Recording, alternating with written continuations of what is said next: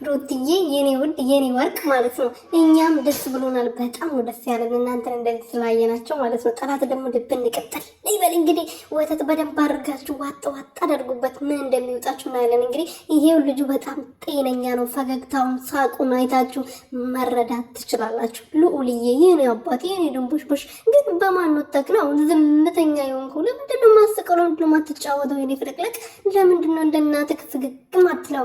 ወስልቅ ኮስታ ለምን ትላለህ? የኔ አባት የኔ ቀብራራ። ለነገሩ የእናቱ ልጅ አይደለክ እንዴ አንተ? የእናት ልጅ አይደለክ?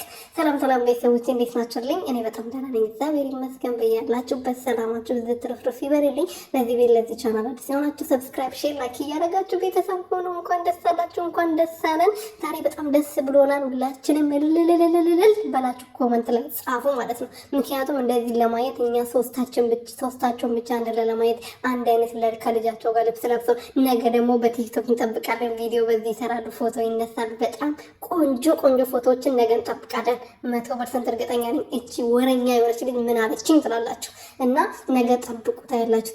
ፌስቡክ ላይ ማነው ኢንስታግራም ላይ ወይም ዩቲዩብ ላይ ወይም ቲክቶክ ላይ አንድ ቦታ ይመጣሉ የኔ ወርቆች ማለት ነው። ፈጣሪ ከክፉ ነገር ሁሉ ይጠብቃችሁ።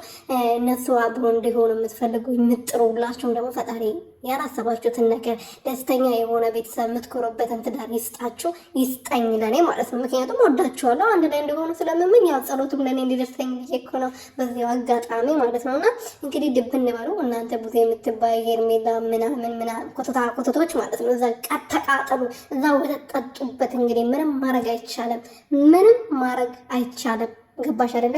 ብትለጣጠፊ ብታረቅሽ ብታዝኝ አብርሃም አይፈልግሽም። ከገባሽ ሁላችንም አይፈልጋችሁም። የምፈልገውን እንግዲህ ዛሬ አይተዋል። እንግዲህ ልጁን በሰላም ሚስቱን በሰላም እየሳማት ነበረ። ጤነኛ ያልሆነ ሰው ደግሞ ይሄ ሊያደርግ አይችልም። እንደዚህ ፈገግ ብሎ ፎቶ ሊነሳ አይችልም። ገባችሁ?